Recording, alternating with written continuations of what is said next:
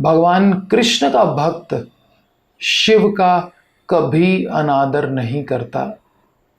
वह कृष्ण के भक्त के रूप में उनकी पूजा करता है। वह उन्हें भगवान के रूप में नहीं, भगवान के परम भक्त के रूप में पूजता है। अतः जब भी कृष्ण का भक्त शिव की आराधना करता है तो वह उनसे कृष्ण का कृपा भाजन बनने के लिए प्रार्थना करता है। वह उनसे कोई भौतिक लाभ कभी नहीं मांगता।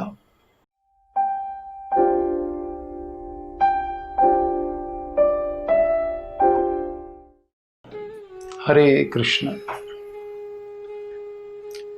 भगवान शिव अत्यंत शक्तिशाली देवता हैं।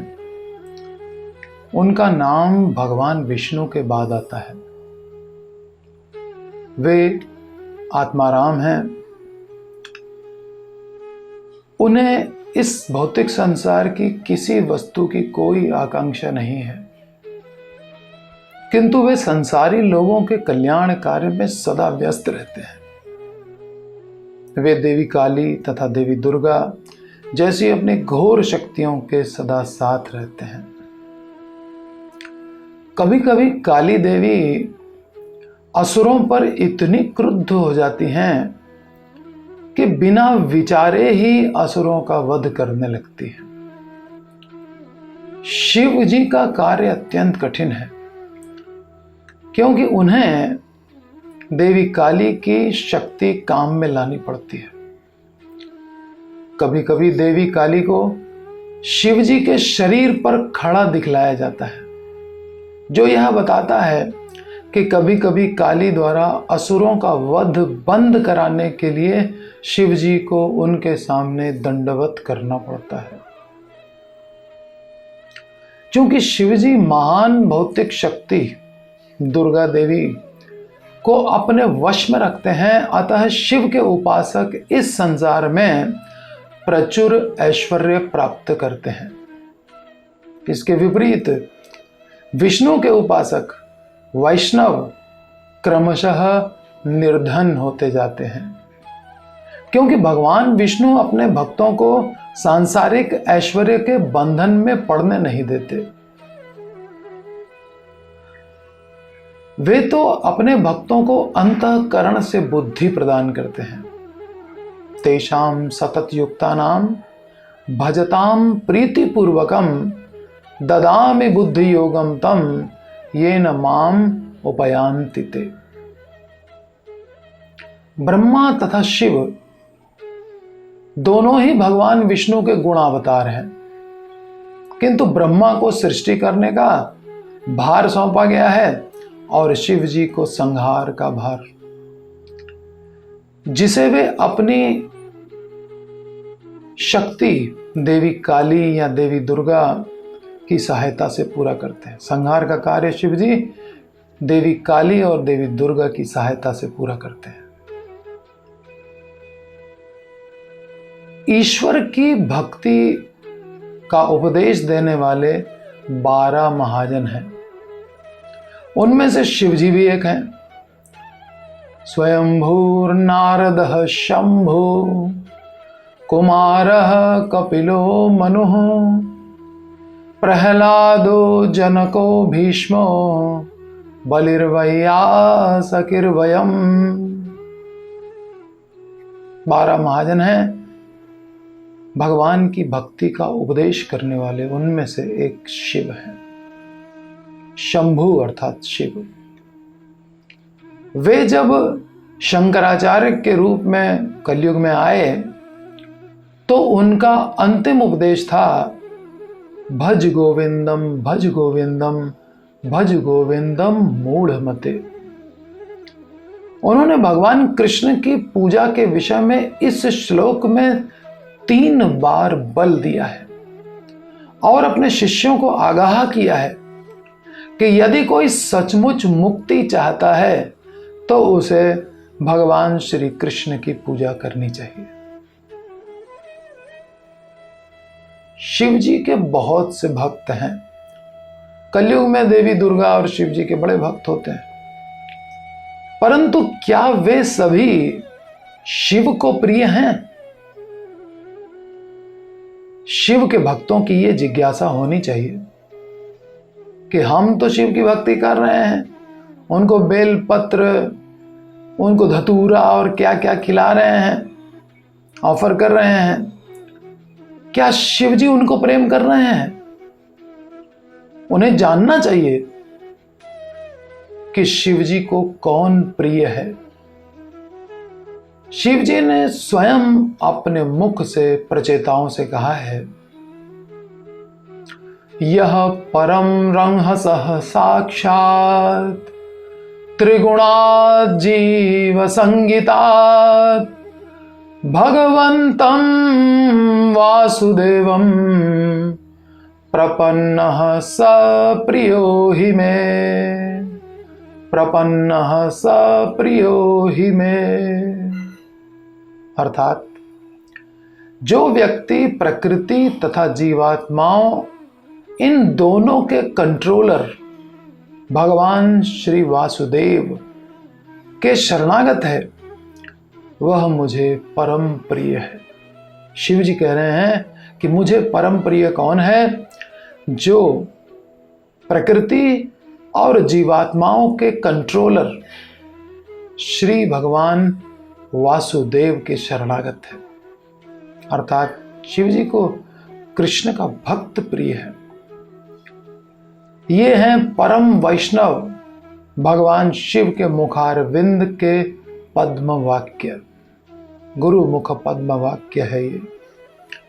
यदि हम वास्तव में शिव के प्रिय बनना चाहते हैं तो हमें कृष्ण भक्त बनना होगा, क्योंकि भगवंतम वासुदेवम प्रपन्नः स प्रियो हि मे, ये शिव जी का वचन है। वासुदेव का भक्त मुझे प्रिय है। शिव जी स्पष्ट कहते हैं कि जो वासुदेव का भक्त है वह मुझे अत्यंत प्रिय है। सामान्य मनुष्यों को शिव जी के दर्शन अति दुर्लभ हैं, परंतु शिव जी प्रचेताओं के सामने इसलिए प्रकट हुए क्योंकि प्रचेतागण कृष्ण के भक्त थे। शिव जी ये नहीं कह रहे हैं कि ब्रह्मा या मेरे शरणागत होना या विष्णु के शरणागत होना एक ही बात है, ऐसा नहीं कह रहे हैं, क्योंकि वे स्वयं वासुदेव की शरण में जाते हैं और जो भी वासुदेव की शरण में जाता है वह उन्हें परम प्रिय है। निष्कर्ष यह है कि शिव का भक्त शिव को प्रिय नहीं है, किंतु भगवान श्री कृष्ण का भक्त शिव को अत्यंत प्रिय है। रावण उनका भक्त था, लेकिन राम से द्वेष करता था, इसलिए वह उन्हें बिल्कुल प्रिय नहीं था। भगवान श्री कृष्ण न केवल सामान्य जनों के द्वारा पूज्य हैं, बल्कि शिव, ब्रह्मा आदि अन्य देवता वो सब भी उनकी पूजा करते हैं। यम ब्रह्मा वरुणेन्द्र रुद्र मरुतः स्तुवन्ति दिव्यैः स्तवैः।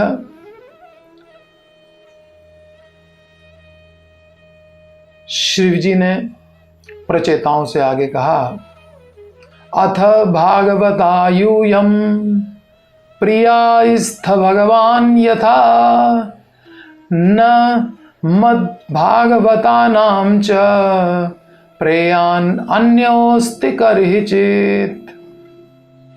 तुम सभी भगवान श्री कृष्ण के भक्त हो, अतः तुम मेरे लिए श्री भगवान के समान पूज्य हो।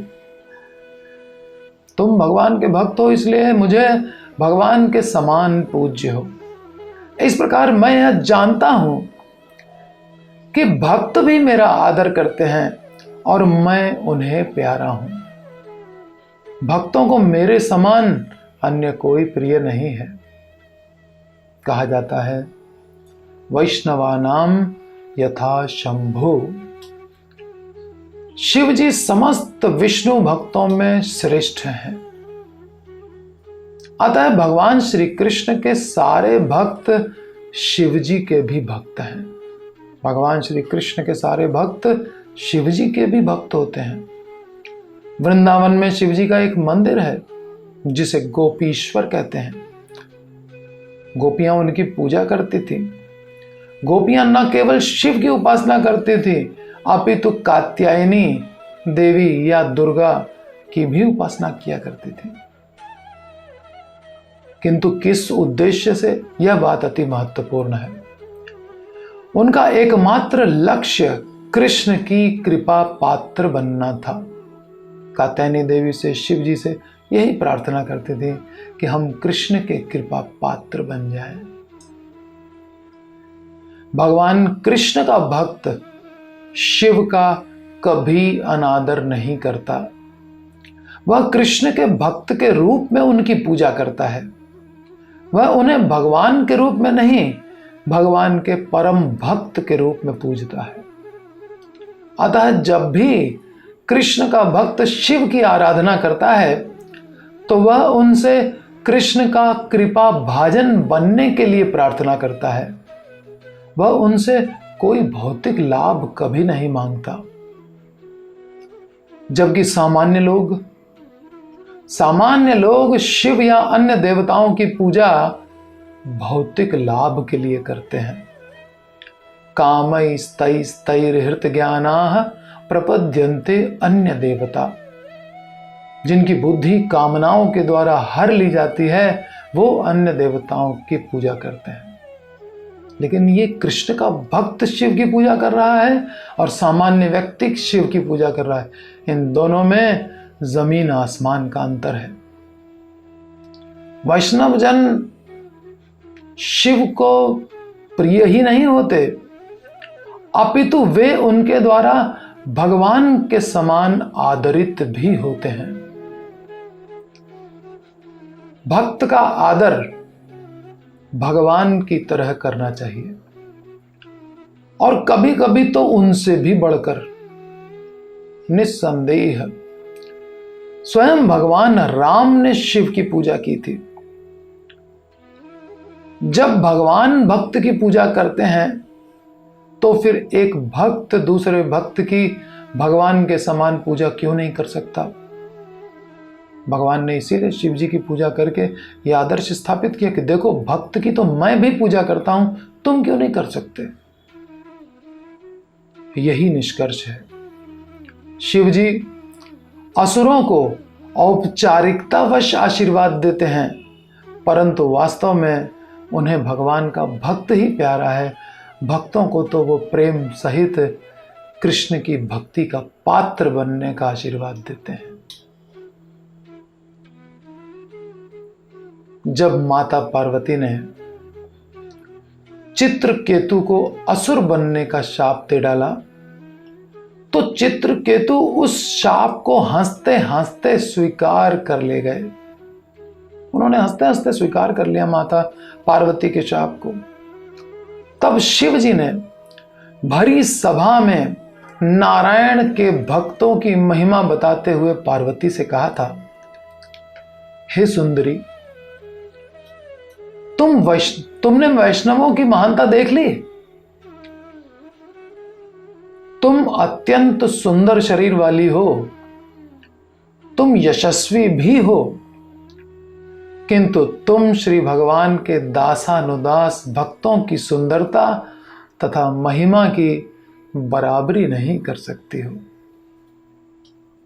निस्संदेह जब वे अपनी पत्नी के साथ परिहास कर रहे थे तो मुस्कुरा रहे थे, क्योंकि शिव के अतिरिक्त पार्वती से यह बात दूसरा कोई नहीं कह सकता कि तुम भगवान के दासानुदासों की बराबरी नहीं कर सकती। तुम भक्ति में चित्रकेतु के समान नहीं हो सकती। क्रोध आना व्यक्ति की नीचता है। उसे क्रोध नहीं आया, तुम्हें माता कह रहा है। पलटकर वह भी तुम्हें शाप दे सकता था परंतु उसने ऐसा नहीं किया।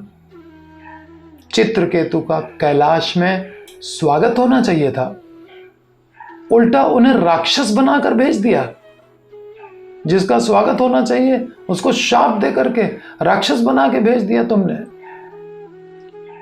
यह सुनकर पार्वती लज्जा के मारे अपने सिर को घूंघट से ढक करके बैठ गई। शिवजी ने आगे कहा, तुमने इस राजा को शाप दिया, किंतु न तो वह भयभीत हुआ और न ही दुखी है। उल्टे उसने तुम्हारा सम्मान किया, तुम्हें माता कहकर संबोधित किया और अपने को दोषी मानकर तुम्हारे शाप को अंगीकार कर लिया। उसने प्रतिकार में कुछ भी नहीं किया, कुछ भी नहीं कहा। यही भक्त की श्रेष्ठता है। तुम्हारे शाप को विनम्रता पूर्वक सहन करके उसने तुम्हारी सुंदरता और शाप शक्ति की महिमा को मात कर दिया। उसने तुम्हारे शाप को विनम्रता पूर्वक सहकर तुम्हारी सुंदरता तथा शाप शक्ति की महिमा को मात कर दिया। उसने ईश्वर का भक्त होने के कारण ही तुम्हारी श्रेष्ठता को पराजित कर दिया। इनडायरेक्टली शिवजी ने पार्वती को भविष्य में भगवत भक्तों को शाप देने की भूल न करने के लिए आगाह किया।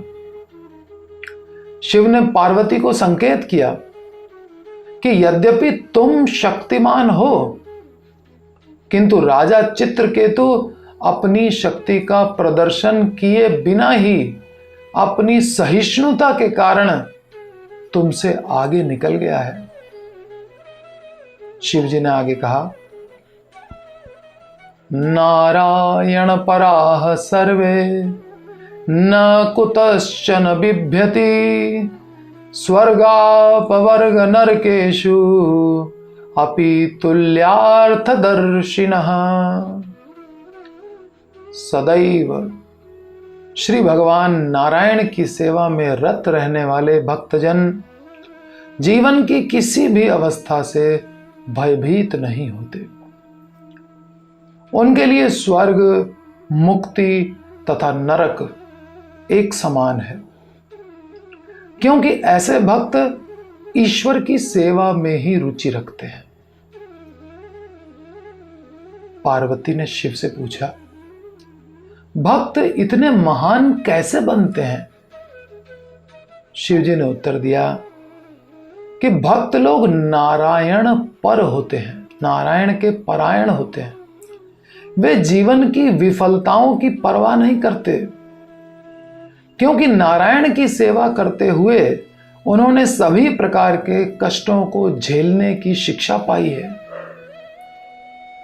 उन्हें इसकी परवाह नहीं रहती कि वे स्वर्ग में हैं या नरक में। वे केवल ईश्वर की सेवा करते हैं, यही उनकी श्रेष्ठता है। तुल्यार्थदर्शिनः, तुल्यार्थदर्शिनः का अर्थ यही है कि वे हर जगह भगवान की सेवा ही देखते हैं, यही उनकी श्रेष्ठता है। जितने भी भक्तों ने श्री भगवान की शरण ग्रहण कर रखी है, वे सभी यशस्वी हैं, महिमामय हैं। उन्हें स्वर्ग में रहकर सुखी बनने की या ब्रह्म से एकाकार होने की तनिक भी इच्छा नहीं रहती। ऐसे लाभ उनको कभी नहीं भाते। वे तो भगवान की प्रत्यक्ष सेवा करना चाहते हैं, बस। इस प्रकार शिव जी ने पार्वती से भगवान और उनके भक्तों की महिमा का गान करके यह सत्य स्थापित कर दिया कि भगवान श्री कृष्ण ही आराध्य हैं। उनकी आराधना से सबकी आराधना अपने आप हो जाती है। आराधना नाम सर्वेषां विष्णुराराधनम परम तस्मात् परतरम देवी तदीयानां समर्चनम। सारी आराधनाओं में विष्णु की आराधना सर्वोच्च है और उससे भी बढ़कर, उससे भी श्रेष्ठ है उनके भक्तों का सम्मान करना। भगवान विष्णु सभी देवताओं के मूल हैं, प्राण हैं, सभी ईश्वरों के भी ईश्वर हैं। देवादिदेव महादेव श्री विष्णु के चरणामृत को, गंगा जल को अपने मस्तक पर धारण कर विष्णु भक्ति का आदर्श प्रकाशित करते हैं। गंगा जल जो कि भगवान के चरणों से निकला है, उसको शिव जी अपने मस्तक पर धारण करते हैं और भक्ति का आदर्श प्रकाशित करते हैं। महादेव अपने सिर और कंठ के आभूषण के रूप में सर्प रूपी अनंत देव को सदैव धारण करते हैं। इससे उन्हें अपने इष्ट भगवान श्री कृष्ण के स्वांश अनंत देव का सदा स्मरण बना रहता है। वे पार्वती के साथ संकर्षण या राम का नाम गा गा कर प्रेमोन्मत्त रहते हैं। इतने प्रेमोन्मत्त रहते हैं कि उन्हें अपने वस्त्रों का भी ध्यान नहीं रहता कि वस्त्र पहने हैं या नहीं पहने हैं। हर्षे हेतु हेरि हर ही को, किय भूषण तिय भूषण ती को। नाम प्रभाव जान शिवनी को, कालकूट फल दीन अमी को। हरि नाम के प्रति पार्वती जी के हृदय में अगाध प्रीति को देखकर शिव जी हर्षित हो गए और उन्होंने स्त्रियों के भूषण रूप पतिव्रताओं में शिरोमणि पार्वती जी को अपना भूषण बना लिया, अर्थात अपनी अर्धांगिनी बना लिया। शिव जी ने पार्वती से विवाह से पहले पार्वती का कौन सा गुण देखा? हरि नाम के प्रति उनकी आसक्ति को देखा और शिव जी प्रसन्न हो गए, उन्हें अपनी अर्धांगिनी बना लिया। हरि नाम के प्रभाव को शिव जी भली भांति जानते हैं। हरि नाम के प्रभाव से ही कालकूट विष ने भी शिव को अमृत का फल दिया। शिव जी अमर हो गए उस कालकूट विष को पी करके। देवता तो अमृत पी करके भी अमर ना हो पाए, लेकिन शिव जी तो कालकूट पी करके भी अमर हो गए। इस प्रकार हम देखते हैं कि शिव जी भगवान श्री कृष्ण के भक्तों का भगवान के समान ही सम्मान करते हैं। उनका पार्वती जी और भरी सभा के सामने गुणगान करते हैं। भगवान के चरणों के जल को अपने मस्तक पर आदर सहित सदा धारण करते हैं। पार्वती जी के साथ मिलकर राम का नाम गा गा कर प्रेमोन्मत्त हो जाते हैं। पार्वती की हरिनाम के प्रति रुचि को देखकर ही उनको अपनी अर्धांगिनी स्वीकार करते हैं। ऐसे परम वैष्णव, ऐसे भगवान के भक्त, भगवान और उनकी भक्ति और उनके भक्तों की महिमा को जानने वाले श्री शिव को हमारा बारंबार प्रणाम है। धन्यवाद। जय श्रीला प्रभुपाद। हरे कृष्णा हरे कृष्णा कृष्ण कृष्णा हरे हरे हरे राम राम राम